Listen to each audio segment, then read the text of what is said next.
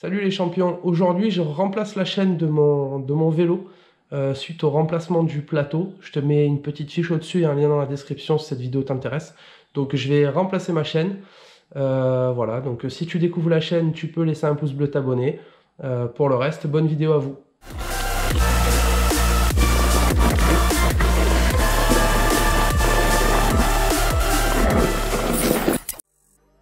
Pour cette opération, vous aurez besoin d'une pince pour défaire le maillon rapide si vous avez.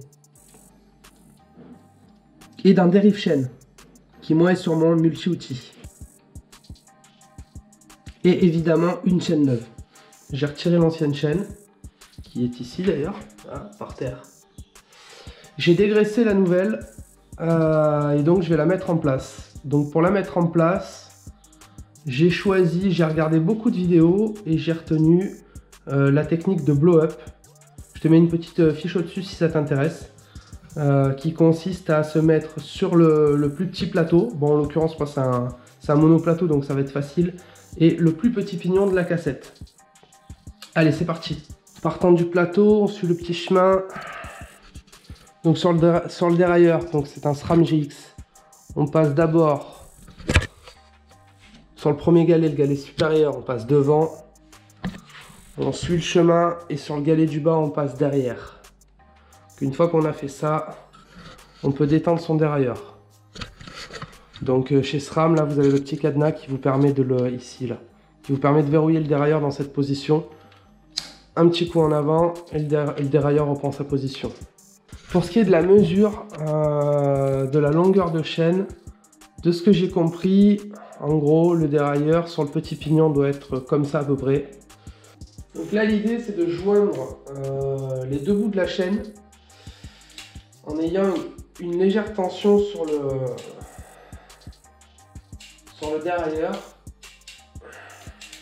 Merci à Blow-up et à mon poteau Nico de la chaîne VTT Plaisir. Parce que les gars, sans votre aide et vos tutos, je serais bien dans la... On va mettre maso pour faire ce genre de truc toute la journée. Ça a l'air pas mal.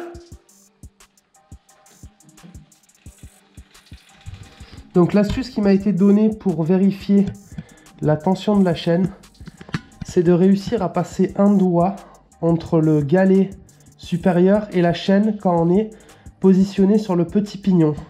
Le galet est ici, là où j'ai le doigt, et ma chaîne est là. Et là on voit qu'il y a bien un doigt qui passe. Voilà, ça c'est la petite astuce qu'on m'a donnée une fois que la chaîne est en place pour vérifier si la tension de chaîne est la bonne. Et sous un autre angle, ça donne ça ici, là. Donc là, j'ai le galet du haut ici, que je touche avec le bout du doigt.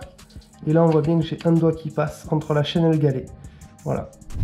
Donc je ne me suis pas filmé quand j'ai attaché la chaîne avec le maillon rapide.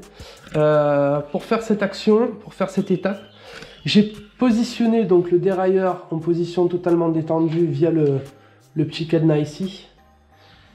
Et une fois que j'ai fait ça, j'ai pris Dorislan que j'ai passé comme ça dans les maillons.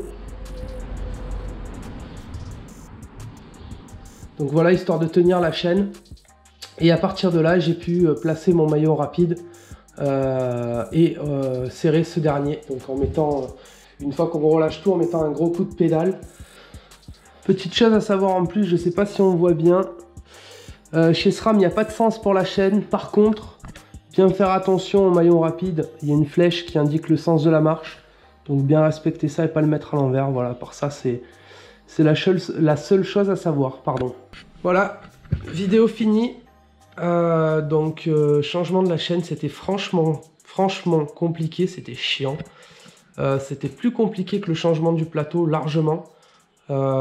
Question d'habitude, je pense. J'espère que cette vidéo t'aidera. Merci encore à Blow-up et Nico de VTT Plaisir pour leurs conseils et leurs tutos. Parce que ça m'a bien aidé. Et puis voilà, si cette vidéo t'a plu, il ne te reste plus qu'à t'abonner et à lâcher ton pouce bleu. À bientôt.